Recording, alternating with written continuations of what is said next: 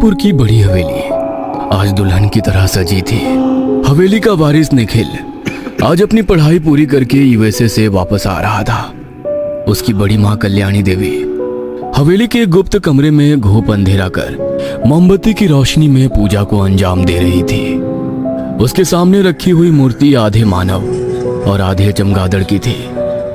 अब बस मेरे इंतजार का फल पूरा होने वाला है। जैसे ही निखिल इस घर में आएगा, कुछ दिनों के बाद उसकी शादी अपनी पसंद की लड़की से करके उसकी कोख से जन्म लेने वाला पहला बच्चा आपको अर्पित करूंगी। बस कुछ दिन और। कहते हुए वो जोर जोर से हंसने लगी। तभी व्हीलचेयर पर बैठा लगभग 25 वर्षीय युवक ने उस कमरे का दरवाजा खटखटाया। रोहन, ये तुम हो, है ना? तुम्हें पता है ना हमारी पूजा के बीच हमें विघ्न पसंद नहीं है। क्यों आए हो? माँ, वो निखिल आ गया। जैसे ही कल्याणी के कानों में यह खबर मिली कि निखिल आ चुका है, वह तुरंत अपनी पूजा को छोड़कर वहां से उठ खड़ी हुई और दरवाजे पर खड़े अपने बेटे को अनदेखा कर निखिल से मिलने के लिए बेताब थी। अपनी माँ को इतना बेताब देखकर रोहन जल भून गया। माँ, मुझे अच्छी तरह से पता है, मेरी माँ होने के बावजूद भी आप निखिल को बहुत प्यार करते हो। मगर जब मुझे आपकी जरूरत थी, आपने अपना पूरा समय निखिल को दिया। आज भी निखिल के सामने आप मुझे अनदेखा कर रही हो। मैं बदला लूंगा। हाँ। खुद से बातें करते हुए उसने जैसे उस कमरे के अंदर देखा, उस कमरे के अंदर रखी हुई मूर्ति की आंखें लाल रोशनी में चमक रही थी। मूर्ति में से आवाज आई, रोहन इधर आओ। रोहन सम्मोहित होकर उस कमरे के भीतर दाखिल हो गया। दूसरी तरफ जैसे ही कल्याणी देवी निखिल का स्वागत करने के लिए दरवाजे पर पहुंची, गुस्से में उनका चेहरा लाल हो गया, क्योंकि निखिल अकेला नहीं आया था, उसके साथ उसकी सहेली त्रिशा भी थी। ये लड़की कौन है और तुम्हारे साथ यहाँ क्या कर रही है? सरप्राइज बड़ी माँ, ये त्रिशा है, इस घर की बहू, आपकी बहू। स्वागत नहीं करोगे इसका? ये क्या कह रहे तू? तूने शादी कर ली? तुझे पता है ना जायसवाल खानदान और उसकी रस्मों के बारे में? ये बाहरी लड़की उन रस्मों को नहीं निभा पाएगी। आप सही कह रहे हो बड़ी माँ, मगर अभी इसे कोई नहीं बदल सकता। यही जायसवाल खानदान की बहू है। ये नहीं हो सकता, नहीं हो सकता, ये नहीं। कहते हुए वो पीछे हट रही थी। तभी रोहन व्हील चेयर पर बैठा हुआ वहाँ पर आ गया और उसका हाथ पकड़कर बोला, दैट्स नॉट फेयर माँ। भाभी का स्वागत करो, अपनी बहू का स्वागत करो माँ। तुम तो बरसों से निखिल की शादी का इंतजार कर रही थी। अब जब उसकी शादी हो गई है तो क्यों पीछे हट रही हो? कहते हुए उसके चेहरे पर रहस्यमय मुस्कुराहट थी। वो त्रिशा को घूरते हुए देख रहा था। उसके मन में त्रिशा को पाने की चाहत जन्म ले चुकी थी। कुछ पल में कल्याणी देवी ने खुद को संभाला और उन्होंने त्रिशा को दरवाजे पर खड़े रहने के लिए कहा और खुद उसके स्वागत की तैयारी करने लगी। देखो बहू, इस घर में बहू के स्वागत की रस्में कुछ अलग हैं। तुम्हें कुछ अटपटा लग सकता है, मगर हम बरसों से चली आ रही हमारे पुरखों की रीत को नहीं छोड़ सकते। कहते हुए उन्होंने एक थाली में राख घोली और उससे त्रिशा को घर की दीवारों पर अपने हाथ की छाप लगाने के लिए कहा। घर की दीवार पर काले हाथों की छाप लगा। जमीन पर अपने काले पैरों की छाप लेते हुए वह घर के भीतर दाखिल हो गई। घर में कहीं भी भगवान की पूजा का कोई कमरा नहीं था। उसे केवल निखिल की माँ पिताजी की तस्वीर के धोख देने के लिए कहा गया। त्रिशा ने जैसे ही निखिल की माँ की तस्वीर को धोख दी, उसके हाथों पर कुछ गर्म चीज का एहसास हुआ। उसने ध्यान से देखा तो वो खून की बूंदें थी। उसने तस्वीर की तरफ देखा तो तस्वीर से खून के आंसू निकल रहे थे।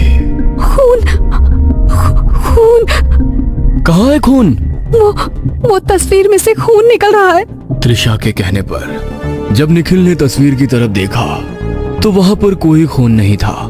वो हंसते हुए बोला, लगता है सफर के दौरान तुम कुछ ज्यादा ही थक गई हो। तुम जाकर आराम करो, मैं कुछ देर में आ रहा हूँ। निखिल और कल्याणी देवी वहीं हॉल में बैठे बातें करने लगे।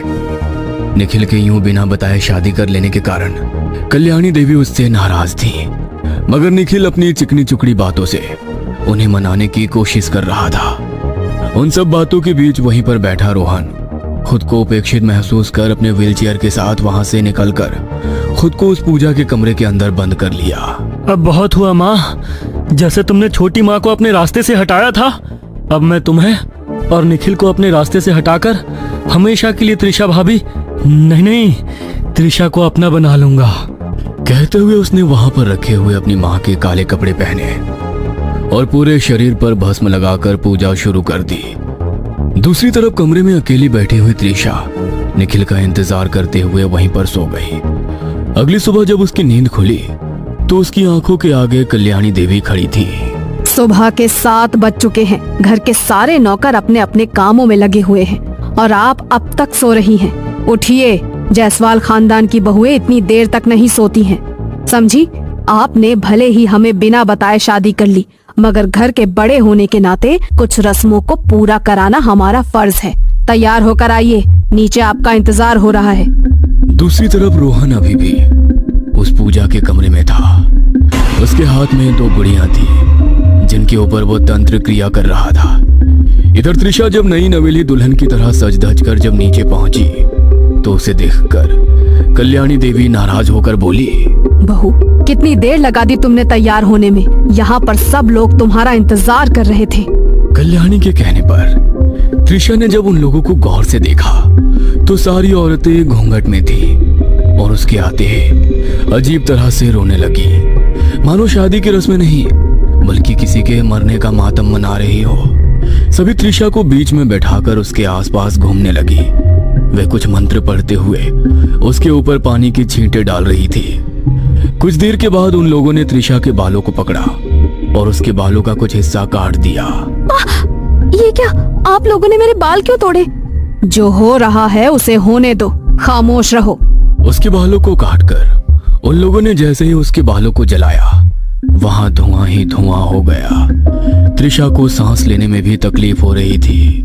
कल्याणी देवी ये देख मुस्कुरा रही थी और त्रिशा के बेहोश होने का इंतजार कर रही थी, मगर उसके पहले ही वो खुद खून से नहा गई। पूजा के बीच में विघ्न पड़ने से त्रिशा का सम्मोहन टूट गया। दीदी, क्या हुआ ये? कल्याणी को भी समझ में नहीं आया कि ये क्या हुआ। असल में ये रोहन की पूजा का नतीजा था। रोहन के हाथ में जो गुड़िया थी उसने उसे खून से स्नान कराया था। रोहन उस पूजा के कमरे में अपनी पूजा पूरी होने पर हंस रहा था। वहीं कल्याणी देवी और उसके साथियों के चेहरे पर हवाइयां उड़ी हुई थी। कहीं कोई आप पर भी तो। वो महिला कुछ कहना चाह रही थी मगर अपने सामने त्रिशा को देखकर खामोश हो गई। कल्याणी देवी ने उसे गुस्से से देखा। अब आप लोग जाइए, बची हुई रस्में हम लोग कल पूरी करेंगे। कल्याणी के कहते ही वे सभी औरतें तुरंत वहां से चली गईं। त्रिशा गुस्से में अपने कमरे में पहुंची तो वहां पर निखिल पहले से ही मौजूद था। निखिल को देखते ही त्रिशा का गुस्सा 7वें आसमान पर पहुंच गया। ये सब क्या हो रहा है? क्या रस्मों के बारे में बोल रही हो? हाँ, कैसी रस्में हैं? बस 1-2 और ही रस्में बाकी है, उसके बाद हम दोनों वापस यूएसए चले जाएंगे। दूसरी तरफ कल्याणी देवी अपने कमरे में नहाने धोने के बाद तुरंत अपनी पूजा के कमरे में पहुंची तो वो कमरा पूरी तरह से फैला हुआ था। हमारे पीछे हमारे कमरे में कौन आया? एक तरफ तो ना जाने किस लड़की को लाकर हमारे सर पर बैठा दिया, ऊपर से हमारा ही कोई हमारे खिलाफ साजिश रच रहा है। मगर कौन? इस कमरे के बारे में रोहन और हमारे कुछ खास लोगों के अलावा किसी को नहीं पता। कौन हो सकता है जो हमारी पीठ में छुरा घोंप रहा है?